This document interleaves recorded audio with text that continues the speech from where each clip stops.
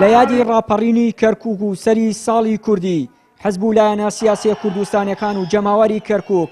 لە قەڵای شارەکە یادی ڕاپەڕینیان بەرز نرخاند و سەری ساڵی نوێی کوردیان پیرۆز کرد. لە بەیاننامەی حزبە کوردستانەکان جگە لە پارتی جەخت لە تەبایی و یەکریزی نێوان حزبە کوردستانەکان کرا و داواش کرا حکومەتی عێراق کۆتایی بەو دۆخە نائاساییەی کەرکووک بهێنێت. ئامادەبوانی بەڕێز جەماوەری خۆڕاگری کەرکووک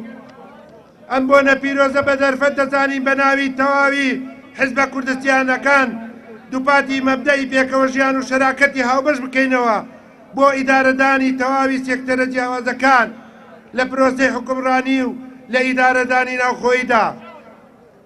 هاوکات دەستی تەبایی و برایەتی ڕادەچێژین بۆ هەموو هاوشاریەکانمان بۆەوەی ژیانەیەکی شایستە بەنەوەکانی ئایندەمان بنیاد بنێین.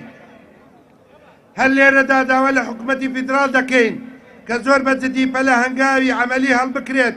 بۆ چارەسەری ڕیشەیی جێڕانەوەی هاوسەنگی سیاسی و ئیداری و لە نێوان پێکهاتەکانی کەرکووک بە تایبەتی دۆخی پەراوێزخستنی کورد و کورد کۆتایی پێبێندرێ.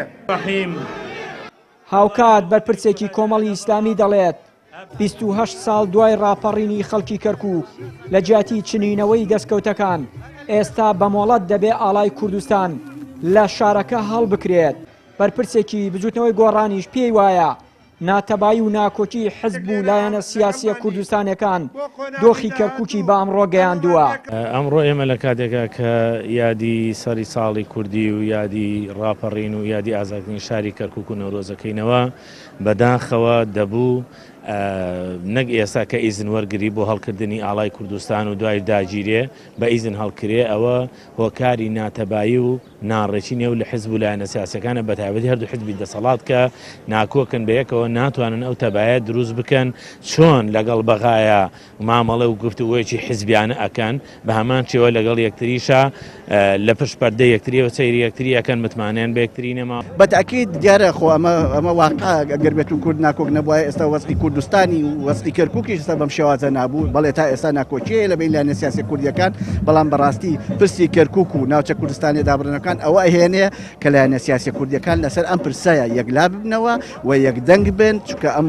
مەوزوعێکی گرنگە ئەوە بەتاکید بەتایبەت کەرکووک ناکرێن بارودۆخە بۆ شێوەیە کە ئەبێ ئێمە ئەنجومەنی پارێزگای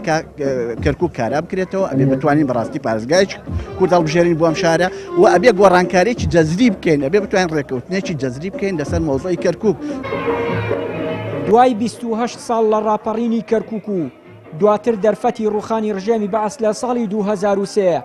بۆ کورد هاتە پێش تا بتوانێت کێشەکانی کەرکووک و ناوچە جێناکۆکەکانی تر یەکلایی بکاتەوە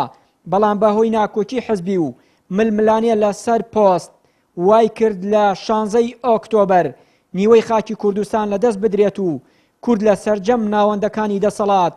لە ناوچە جێناکۆکەکان دوور بخرێتەوە. چیانووری کەناڵی ئاسمانی پەیام کەرکووک.